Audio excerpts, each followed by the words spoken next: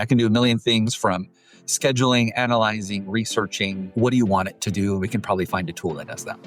It's crazy. It's like mind-boggling, We kind of know that there are multiple components to intelligence. So what makes it artificial? Some of my colleagues are concerned that, are we going to be replaced? Welcome back to the Exam Room Nutrition Podcast, your guide to giving better nutrition advice. I'm your host, Colleen Sloan. I'm a PA, dietitian, and today we're talking about AI because it's everywhere right now.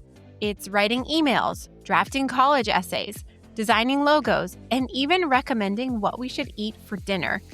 And now it's creeping into our world too. And if you're like me, part of you might be curious and part of you might be terrified. It raises some pretty big questions.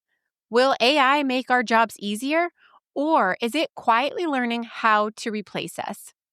In this episode, we're unpacking the language of AI, what all those buzzwords actually mean.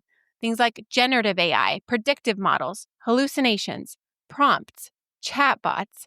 We'll talk about how to use AI agents and how my guest uses AI to do something completely wild. Literally, when he told me about it, my mind was blown. So if you've been curious or maybe a little scared about what AI means for your job, this episode will leave you informed, inspired, and maybe even excited to start experimenting with it. Now, don't forget that I have a free weekly newsletter. It's where I share easy ways to bring what you learn on the podcast into your exam room conversations with patients. Plus, I share the latest news on all things nutrition and medicine. You'll get a totally free weekly email from me, and the link is in the show notes. Now, let's meet today's guest. Raul Palacios is a practicing registered dietitian and serves as the director of the didactic program in dietetics at Texas Tech University. He's active in the AI nutrition education space, having served on the Academy of Nutrition and Dietetics, AI and Education Work Group, currently serving as a guest editor for the International Journal of Obesity's AI Special Edition, as well as delivering sessions, workshops, and panels on all things AI. You see why I wanted him on the podcast? In every setting, Raul champions technology that amplifies evidence-based care while preserving the human connection that is at the heart of quality healthcare. I'm so excited for you to listen to this conversation. I learned so much, and I know you're going to love it. So get settled or drive safe and enjoy my conversation with Raul. Raul, I am so happy to have this conversation with you. I followed you on LinkedIn for a long time, and I learned so much about AI from you. So thanks for coming on to the show. Welcome to the podcast. Yeah, excited to be here. It's going to be a lot of fun. Before I get into the questions that I've come up with for you, I'm really curious to hear, how did you get into AI? Yeah. So when ChatGPT first came out in fall of 2022, that was my first fall semester in my role as the DPD director at Texas Tech. And the first time I saw it, I was like, oh my gosh, how many of my students are going to use this to write their papers? When I was in school, what would I have done with a tool like this where I could upload a document and ask it questions? What could I do with this? And so kind of having the educator hat on first is how I got really involved, because I know students are going to want to use this. So I need to know how to use it better. That was my kind of intro to that. And then that led me to all the other applications of AI that are part of nutrition as a whole. That is awesome. And I think for educators that listening, that is probably their number one concern and priority is how do we stay on top of this to make sure kids aren't cheating and that they are, we have to teach them to use it because it's here, right? It's part of our everyday lives now. So I can see that could be quite a challenge. So I love that you pulled your bootstraps up and became an expert in AI. That's awesome. Okay, let's get into it, because for my non-techie listeners, could you please explain some of the AI lingo that we may be hearing? So I'm thinking, high level. So things like generative AI, large language models or LLM, and then predictive models, and maybe kind of what's different about each of those. Yeah, and I think every podcast you listen to is going to have a different definition of these things, largely because we have a really hard time nailing down what is the nature of intelligence. But no one can really give me a straight answer of what that is. We kind of know that there are multiple components to intelligence. So what makes it artificial? I love IBM's definition. I think it's really straight to the point, and it's an AI technology that enables computers and machines to simulate human thinking, comprehension, problem solving, decision making, creativity, and autonomy. It is our attempt at helping a computer think like us. And so the two major sections of AI that you talked about, generative AI and predictive models. Predictive models or predictive analytics is the term that I like to use, is kind of what we like to think is old school AI. We are using statistical models to predict what might happen in the future based off of what has happened in the past. And then what I like to call the sexy version of AI is the generative AI, where now we can make things. So the big difference is we can make something versus predicting what might happen. The most popular subsection of generative AI is what we call large language models. These are AI technologies that have seen the entirety of the internet. It can write like us because it's seen us write. It can make art because it has seen art. It can make videos because it's seen videos, and it can make pictures because it's seen pictures. I know we'll get into the details and the use cases, and I'm really excited to hear how you use AI and how it really can be something helpful. But with that being said, it kind of sounds scary, like what you just said, like it's learned how to write like us, how to have do art like us. That can be very frightening for a lot of people. And marketers and advertisers have been concerned about this for a long time, that it's going to be taking their jobs. But now in the medical field and the nutrition space, some of my colleagues are concerned that, like, are we going to be replaced? So I just would love like your opinion on that. Kind of, where do you think we will have a role as healthcare providers, and is AI going to be like coming for our jobs? Yeah, I love answering these questions because it really kind of exposes what you think about your own job. What parts of your job is very manual. I like to think of like charting, prior authorizations, billing, and coding. I am so excited for AI to take that job away from all of you, Yeah. because then we can spend more time on the things that the AI isn't very good at, and that's actually engaging with the person. And that's where I know, just in my primary role in education, I've been able to offload a lot of my administrative work so that I can spend more time with actual people. So tasks will be replaced, not so much people. And we also say this like we don't have a shortage of all healthcare professionals. So I don't think an AI is going to take my job anytime soon. Yeah. And I mean, anybody who's in primary care is like, yes, please. If I don't have to do another prior auth or peer to peer, like that would be awesome.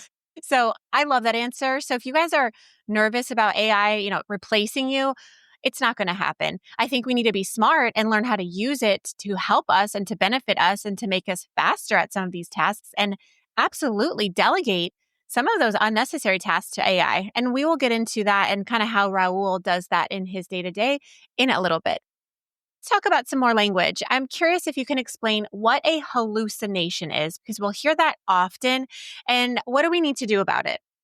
Yeah. So a hallucination, I've also heard the word mirage or confabulation, and they all refer to when specifically a generative AI tool like a ChatGPT or a Gemini or a Grok, you ask it a question and it kind of gives you something kind of way off the wall. That's kind of best case scenario, that it's obviously wrong, but sometimes it can kind of give you a half truth or something that can be slightly misleading. And the reason why they do that is because at the very core of the technology is a setting called a temperature. I don't want to get too technical, but underlying this technology is a set of randomness. Sometimes it'll give you the next most likely word. Sometimes it'll give you the 10th most likely word. And when it gives you a few of those 10th most likely words in a row, well, we end up with something that doesn't really seem, or is just thought out wrong. So we call that a hallucination. And that's part of the technology. This is why we will always need to verify everything that it does. A popular use case now is to have AI scribes. We need to verify that what the transcript says is what was actually said in the session, that it didn't make something up, or that especially in healthcare, we have so many acronyms or words that can be easily misconstrued. So we need to make sure that those are truthful, because you're submitting these notes to insurance providers and they don't know if you used an AI scribe or not, but they're going to take you at the word of the transcript or the word of the note.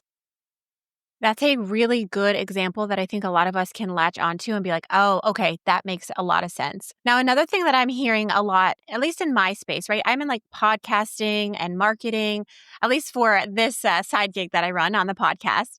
And one of the things that I've been interested to try, but a little bit nervous because it sounds very techy, but it's something called AI agents. And so can you give my listeners example of like, what is an AI agent? And then how might that actually be used in healthcare? Yeah. So an AI agent, again, you're going to hear a million different definitions. The definition that I'm going to run with is that an AI agent is an AI model that actually does something either autonomously or semi-autonomously. So a use of that in healthcare. I'm looking at just one particular company. It's called Superdial, and their whole business is about creating agents that will do your prior auths, that will call a patient and schedule on your behalf because it'll have access to your schedule. It's an AI agent that will actually go out and do things. Some people may already be familiar with them because we will call hotels, and instead of getting like a traditional machine voice, we get what sounds like a very human voice. That's actually us talking to an AI agent. I think that's a good start. Yeah, it's doing something on its own. Yeah. And I was listening to another techie podcast trying to learn all these things as a non-techie person myself. And they explained an agent as like the Bourne Identity. What was his name? Jason Bourne. Yeah, like he was the agent. He had a task. He would go out, complete the task. And that's very similar to kind of what you're explaining. Like this agent will do a task very, very well, kind of if you set it up properly. Is that right? Mm-hmm. Yeah. So yeah, Okay. that's exactly right. And that can do a million things from scheduling, analyzing, researching. What do you want it to do? And we can probably find a tool that does that. Yeah. It's crazy. Like it's like mind-boggling, you know?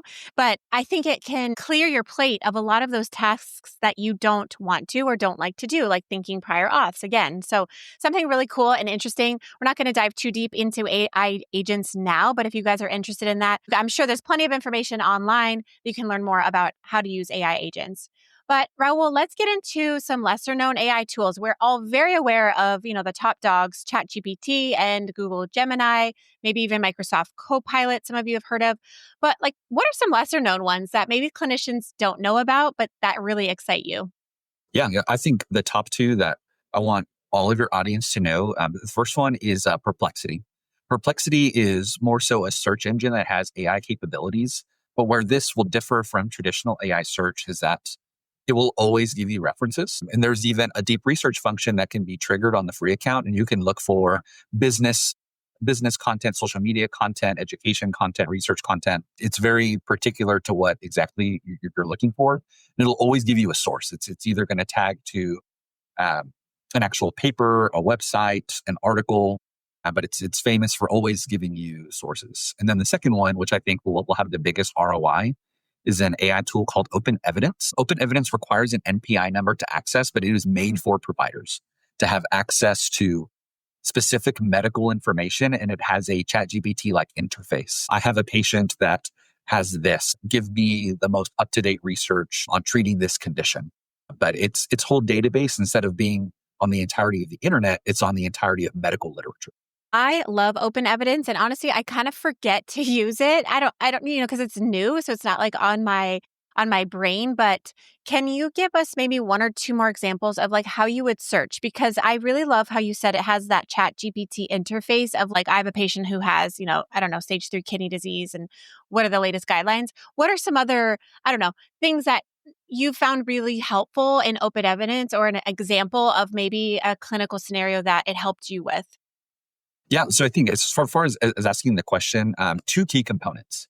Include what kind of information you're looking for, and also tell it what kind of information you're not looking for.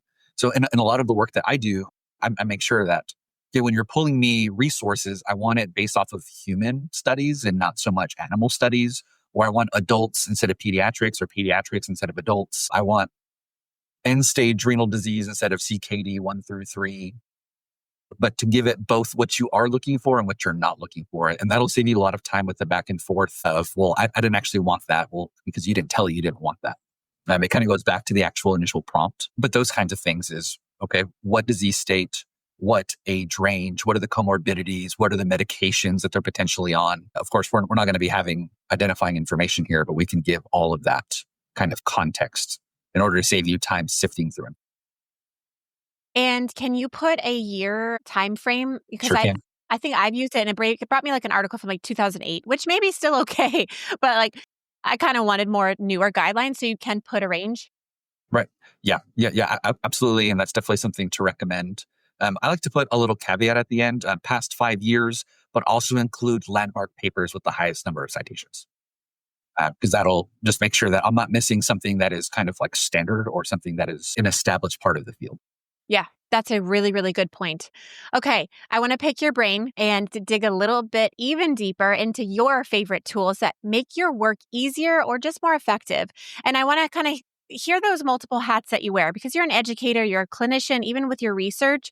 Yeah. And I'll say that I've spent so much money on subscriptions just to see the difference between free and paid tools. I'm embarrassed to say the amount of money I've spent on AI tools, but I like to say that I did that as part of research to see like what's stuck over time and what hasn't. The big one that has always stayed has been ChatGPT. And the reason why, not only is it the most popular, but it's becoming the best in terms of the number of integrations.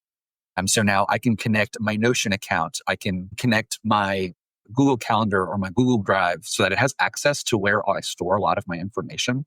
So that when I'm asking questions, it's not just pulling directly from random places of the internet, but it's actually pulling from my source materials. So that's kind of number one. A subsection of ChatGPT, which is also in Perplexity and also in Gemini, is this function called the deep research. And it's an agent-like tool that will pull a lot more scientific literature. On the paid accounts, you get more uses of this, but you can now access it on the free account 5 times a month. So that's kind of what I do. And then specifically with ChatGPT, you can set up tasks, which is another kind of agent-like tool. So every Monday at 7 it is going to pull for me the latest papers that have come out related to my research, which is in vision-based dietary assessment. And so every week I have an agent that pulls everything that's been published in the past week with a little summary based off of my research questions. So you can set that up where, when do you want it? What exactly are you looking for? If it's research, okay, I want the abstract. Does it answer the questions? Is it related to my research in vision-based dietary assessment? Which model did they use? Which landmark papers has it already cited, to kind of get an idea of how people are connecting information? But I'm using that one a lot because now every Monday I get my research. Every Tuesday I get the latest AI in education kind of news. You can set that up for whatever kind of information you want. So deep research, tasks, and then third are the agentic tools. Just last week, City's Comet, which is a kind of an agent browser, came out. This is kind of a kind of cool and a kind of scary thing where it can take control of your browser. And it can go do things on your behalf. And my favorite use is it orders my groceries for me. So it logs into my HEB account and it schedules my my pickup for 7:30 p.m. on a Friday. How does it know what to order? Because I make notes in my Notion account. Because it's connected to my Notion account, it knows what to order. I have a little reminder for it to tell me when to pay, so that I can go in and pay, because I don't want it to have access to my credit card, right? But then I go in and pay and it's ready to go. I don't even order my own groceries anymore because I have an agent that does that for me. Oh my gosh. Okay. This is fascinating and like totally mind blowing, because I'm sure a lot of my listeners who aren't deep in AI like you are like, what? This is insane. That's so Okay. cool. Yeah, it's so cool. So I have a couple of follow-up questions. Let's circle back to tasks. Now, I'm assuming you set this up, and is this something like, walk us through maybe a little bit, like, do you just open a new chat and you tell it what you want to do? Is there a certain thing you have to click within ChatGPT? And then my follow-up to that is, how are you notified of those articles? Does it send you an email, or you have to go into chat and just look through that? Okay, great. Yeah. So you just open up a new chat and say, I want a recurring task that does X, Y, Z. I want it delivered on this time and this day. And then you give it all the information that you want it to obtain for you. As long as you have your notifications on your phone, it'll send you a little reminder so for me, it's 7 a.m. on Mondays and 8 p.m. on Tuesdays. Hey, here's the latest based off of what you wanted me to do. And it's going to do that every single week. Or again, if you want it daily, you can set it up daily, however often you want, and it'll send you a push notification for you to go into your chat GPT. If you wanted to take the automation to kind of the next level, you can use other connecting type tools like Nate or Zapier, where you can have that summary go from ChatGPT into your Notion or into your Google Docs, whatever platform you want your information housed. So mine always goes to my Notion so that I can always just pull up my Notion. Okay, that is so cool. Because I wasn't sure if it went to your email or if it just kind of stayed within chat, and that makes sense. You could link it to Notion to make like a continuous document. Now, does it also include like links to the articles it's talking about? Yes, it does. Yeah, and of course you have to ask for those things. If you don't ask, then it won't give it to you. AI can sometimes just be the dumb intern that only does what it's told, or sometimes it's the dumb intern that does some things that it wasn't told. But in this specific task, the more specific you are in your instructions, Like that's what you're going to get. I like the explanation of thinking of AI like an intern because it's very true. Like they're green, right? They will do the bare minimum of what you tell them to do. They're not mind readers, right? So you do have to give it very, very basic, detailed information on the task that you're wanting it to do. So that's a good analogy. Yeah. And I want to make one caveat to that analogy in that now we have what we call reasoning models. And so these are models that instead of just giving you the most likely word, it'll do a sentence, then it'll think about that sentence. And so sometimes, I guess, depending on how you train your chat, it might assume you want something. It's trying to anticipate your needs now. So that's kind of something that it's like, okay, why did it give me that? Well, because I normally ask for this and I didn't at this particular time. Gotcha. Now, let's say with this, article collection and curation that it's doing for you, what if you don't give it an ideal prompt? Can you kind of like fix the prompting along the way for the future, or do you have to get it right up front? No. It can definitely be an iterative process where, okay, this is what it gave me. You can give it feedback like, hey, I love that you gave me this. I want more of this kind in the future and less of this. Give it as much feedback as possible. You're not going to hurt its feelings. You don't need to say please and thank you, but that's just a good practice to have. I've loved communicating with it because I'll sometimes be really mean, like, no, this is awful writing. Like, what is wrong with you? And the reactions are it's just so funny. I'm so sorry. Yeah, I'll Yeah. never do it again. I'll never do it again. Okay. Since you mentioned prompting, let's move on to that. And I want to specifically think about prompting with meal planning because you wrote a great article for Lose It. And it was about how a single change in that prompt can be the difference between an awesome meal plan and a terrible one. So tell us, number one, what a prompt is. I think we've covered it a little bit, but what actually makes a good prompt? And using the example of meal planning. So if it's a dietitian working with a client. Yeah. So prompting is the fancy science word that we use for just how we communicate with AI. It's the actual questions or instructions that we're giving. And prompting is still the difference between really good and really great use of generative AI tools. Some characteristics specifically for meal planning. Like I do this exercise with my students a lot. What are all of the considerations someone needs to know in order to make a really good meal plan? We need to know what their calorie goals are, what their protein goals are, if there's any other specific micronutrient considerations. Are there any disease states? How many people are they cooking for? What kind of equipment do they have? What are the grocery stores that are near them? Any allergies, intolerances, likes, dislikes? I think I said budget already. Do they enjoy leftovers for lunch after dinner? Are they actually preparing every single meal? Do you want things from scratch? Do you want some pre-processed products? The point is that there are so many things to consider when making a meal plan that someone will actually use. Because that's kind of the key point here is that we want them to use it, because why are we spending time if they're not going to use it? So to make a really good meal plan with AI, we have to give it so much information. I forget when I posted it on LinkedIn, but I posted the one that I actually use. And on a Word document, it's actually like half a page long of just all of the things to consider when we're using AI for meal plans. But the key point here is that we need to give it so much information in order for it to give you something good. And then even if you're kind of still at the very beginnings about how you're asking questions, it's going to give you a meal plan. And then you can say, I like this, I don't like this. And you can do that as many times as you'd like until it finally gives you something useful. And then we can kind of take it to the next level that if you have paid AI tools, you can use the agent. Well, like, hey, okay, now I want you to take this grocery list and I want you to go order it for me at HEB or at United or whatever grocery store you're at. Okay. You've mentioned that twice, and that reminds me because I wanted to ask you the details of like, how on earth does that actually work? So we've got a great meal plan. Now they've kind of broken it down to the grocery list. Like, how do you tell chat to do that and how is it connected? Yeah. So with the $20 account, which is the plus, or the $200 account, which is the pro, you have access to GPT operator, which is ChatGPT's agent. And essentially you tell it which website to go to and you give it the instructions. Okay, now I want you to take this grocery list.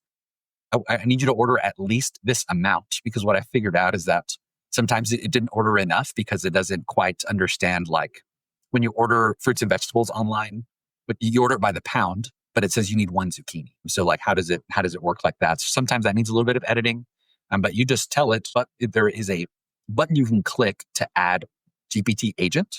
And then you tell it which website to go to, and it'll go in and fill in your grocery store list. Mine is already linked to my HEB account, so I don't need to deal with signing in anymore. But a free way to kind of test drive this is with Perplexity's Comet and another tool that we haven't mentioned, which is Manus AI. Both of those have freemium versions for you to just kind of test it out.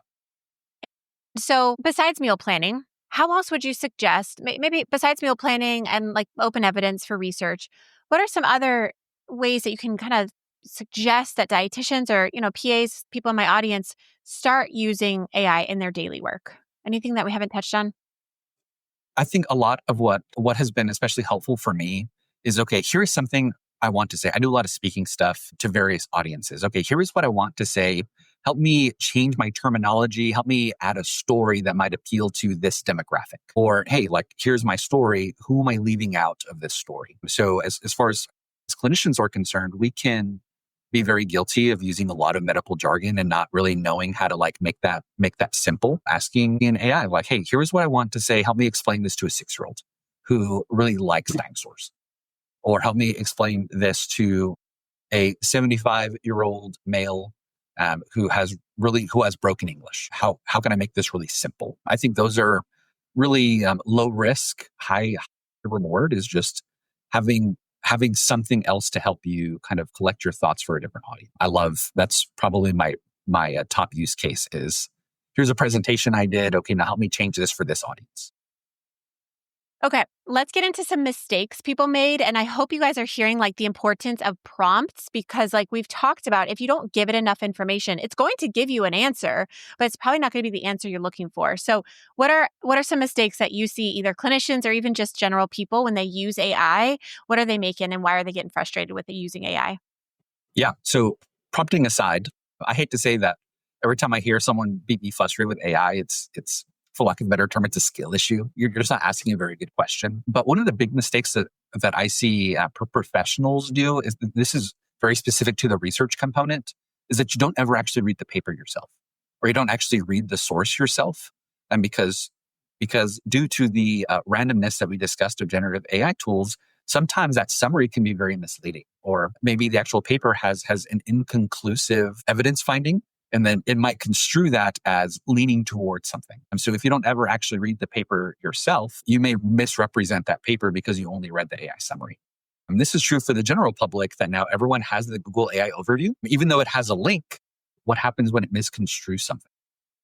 Or when something is misleading, or you just end up with a lot of disinformation. So I like to say that AI hasn't really saved me a lot of time, but it's allowed me to do a lot more. So now instead of spending time looking through specific, like just collecting papers, I now have a good place to start, and I can actually still read those papers. But I think that's kind of mistake number one, is that we still don't do basic internet literacy, where we don't check our source. We don't actually read it ourselves, because then it really takes one time for you to kind of get egg on your face, be like, oh, like, you know what? I didn't read that. I actually said that wrong because I trusted the AI. Don't. Yep. Yeah. Remember that it's the dumb intern. Don't let the intern be responsible for what you say. I love that. That's so important. Absolutely go and read the source for yourself. Use AI to data collect, but make sure you're checking it before you go on stage. And like you said, get egg on your face. Yeah, for sure. Okay. Now, you've shared just a brilliant way that you personally use AI with grocery shopping. Like my mind is blown with that. I love that. Do you have any other cool ways that you are using AI, or maybe even just playing with it to make your own like personal life workflow easier outside of patient care? Yeah. The grocery store thing has been like the biggest time saver of my life. Because golly, going into a grocery store these days is kind of wild. This might be a hot take, but I use it a lot for bedtime. So I have 2 young boys, 4 and 2, and they're super into something different every day. And so I like to open up chat's voice mode. Be like, hey, like, what kind of story do you want to hear before bed today? And so like last night, they wanted to hear a story about dinosaurs going to the park and petting dogs. And so we asked chat, like, hey, give me a children's story about a dinosaur petting dogs at the park. And so we do this probably 5-6 times a night of just what is the silliest story we can have AI come up with? Do we still read books to them? Like, yes, of course. Please don't come at me for not reading books to my children. I still do, but that's just something fun that we do all the time. Some other things for a personal, Gamma is an AI, is is probably the biggest AI tool that has been the most helpful to me. It's just a presentation builder because like design is not my thing at all. I can make a really great outline. And so I'm going to take that outline, I'm going to put it into Gamma, and it's going to make it cute for me. And it can even maintain branding, where if you have specific branding, it can keep those colors and those logos for you. Other personal uses, this is kind of something that is aligned with predictive analytics, that a lot of you probably have homes that use a Nest. It helps save me money on my electricity bill because using artificial intelligence, it predicts when we're not at home. So it doesn't cool down to the normal time. My family has a very consistent schedule. So it also knows that, hey, I normally come home at 4:45. So it'll start cooling the house at 3:45.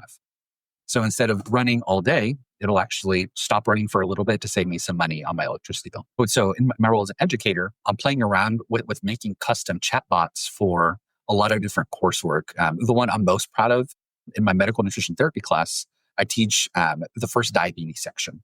And so one of the assignments we have is I've created this chatbot for them to practice giving a newly diagnosed type 2 diabetes education.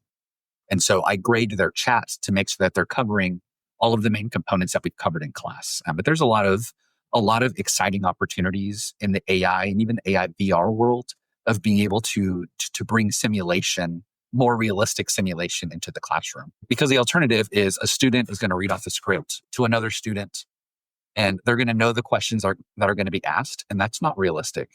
And you never know what's going to come out of left field. And that's the best part about the randomness of AI, is that we can use that to our advantage when simulating kind of education, patient care environments. That is fascinating. I just have to tip my hat off to you. And I love that you are so passionate about AI and teaching the up and coming nutrition professionals about how to properly and effectively use AI, because it's, like I said, it's here.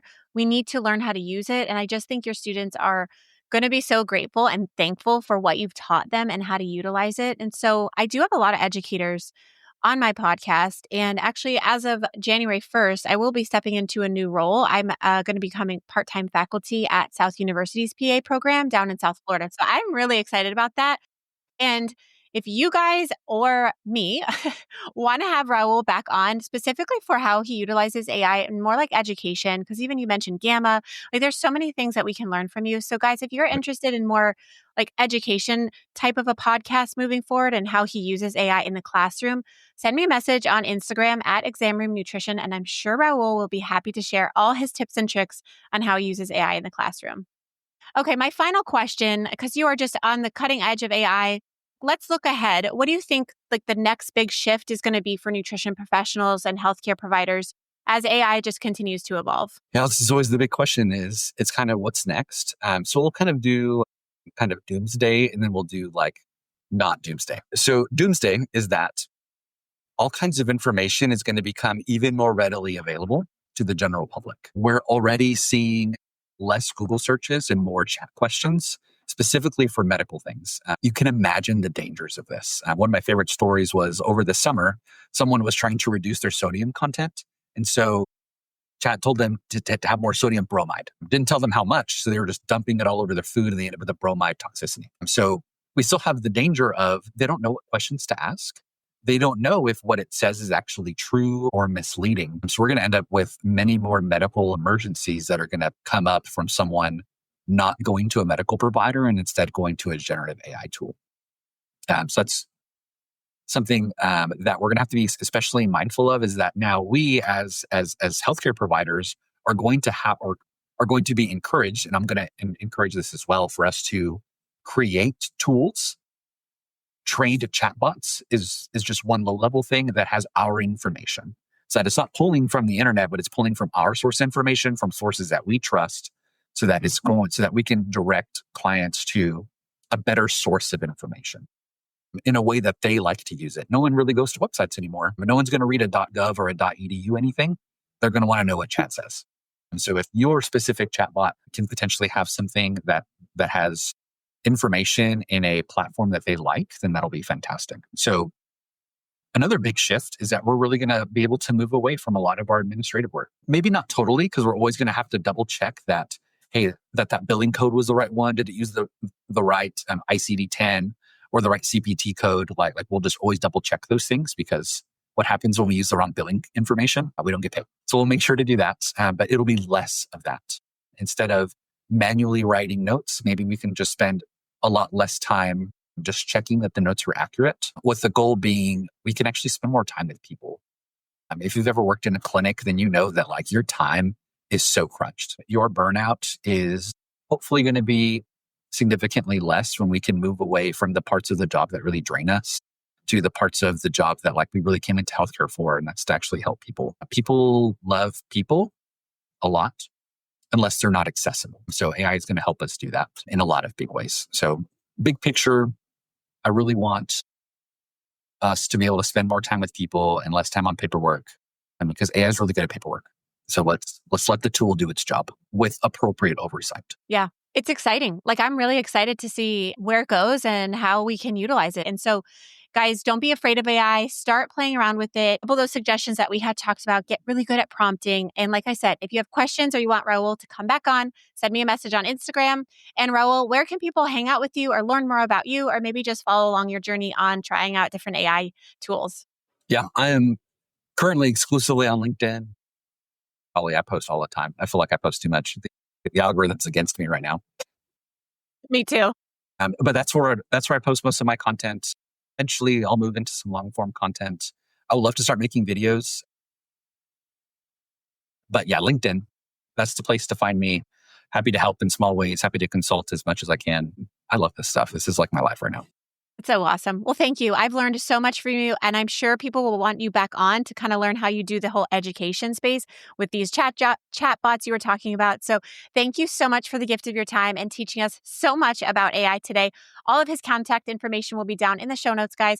But Raul, thank you so much again for being here. I hope you have a great day. Yeah, thanks for having me.